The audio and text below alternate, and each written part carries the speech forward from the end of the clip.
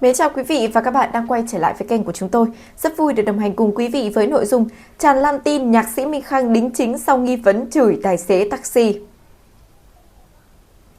Những ngày gần đây, mạng xã hội Việt Nam xuất hiện hàng loạt những bài đăng lan truyền thông tin về nhạc sĩ Minh Khang đính chính liên quan đến nghi vấn một người đàn ông đã chửi bới tài xế taxi trong đoạn clip đang viral. Tuy nhiên, thực tế cho thấy là các nội dung này phần lớn xuất phát từ những tài khoản giả mạo, khiến thông tin về sự việc trở nên rối ren và gây nên nhiều hiểu lầm trong dư luận. Ồn ào bắt đầu khi một đoạn video ghi lại cảnh tranh cãi giữa một người đàn ông và tài xế taxi được chia sẻ rộng rãi trên rất nhiều những nền tảng mạng xã hội. Trong clip, người đàn ông được cho là có lời lẽ khá gay gắt với tài xế, khiến nhiều người xem cảm thấy bức xúc. Ngay sau khi đoạn video lan truyền, một số tài khoản mạng xã hội đã bắt đầu réo tên nhạc sĩ Minh Khang, cho rằng nhân vật ở trong clip có ngoại hình rất giống anh. Dù chưa có bất kỳ xác nhận chính thức nào về danh tính của người xuất hiện ở trong đoạn video, nhưng thông tin suy đoán nhanh chóng lan rộng trong các hội nhóm mạng xã hội và kéo theo rất nhiều những bình luận và tranh cãi. Một bộ phận cư dân mạng tỏ ra hoài nghi và kêu gọi xác minh trước khi đưa ra kết luận, trong khi số khác thì lại nhanh chóng gắn tên nhạc sĩ với sự việc và khiến cho câu chuyện lại càng trở nên ồn ào. Trong bối cảnh đó, nhiều tài khoản trên mạng đã bất ngờ đăng tải những bài viết được cho là lời đính chính từ phía nhạc sĩ Minh Khang. Các bài đăng này sử dụng tên tuổi, hình ảnh của nam nhạc sĩ, thậm chí trích dẫn những nội dung đã được trình bày như phát ngôn chính thức nhằm phủ nhận việc liên quan đến vụ việc. Thậm chí một số bài viết còn kêu gọi cộng đồng mạng chia sẻ thông tin để làm rõ sự thật.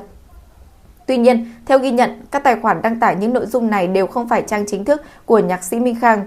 Nhiều tài khoản có dấu hiệu giả mạo được lập với mục đích thu hút lượt xem, lượt tương tác hoặc là gây chú ý ở trên mạng xã hội. Việc mà các bài đăng này đã lan truyền nhanh chóng khiến cho không ít người nhầm lẫn rằng Minh Khang đã thực sự lên tiếng về sự việc.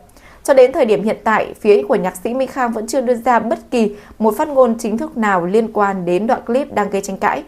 Trên trang cá nhân, nam nhạc sĩ và vợ là cựu người mẫu Thúy Hạnh cũng đều đã tạm khóa ở phần bình luận của mình. Đây vốn là nơi hai vợ chồng thường xuyên chia sẻ hình ảnh gia đình, các hoạt động thường ngày bên cạnh nhau cũng như những khoảnh khắc đời sống giản dị. Việc khóa lại bình luận được cho là nhằm hạn chế làn sóng bình luận tiêu cực hoặc là những câu hỏi liên quan đến vụ việc đang được lan truyền. Tuy vậy thì động thái im lặng này cũng đã khiến cho dư luận tiếp tục chia thành rất nhiều những luồng ý kiến trái chiều. Một số người cho rằng khi bị gọi tên ở trong một sự việc gây tranh cãi, người trong cuộc phải nên sớm lên tiếng để làm rõ, tránh để thông tin suy đoán tiếp tục được lan rộng.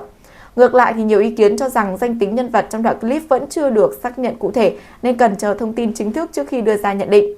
Trong thời đại mà mạng xã hội phát triển mạnh mẽ, việc thông tin chưa được kiểm chứng lan truyền với tốc độ nhanh chóng không phải là điều gì hiếm gặp.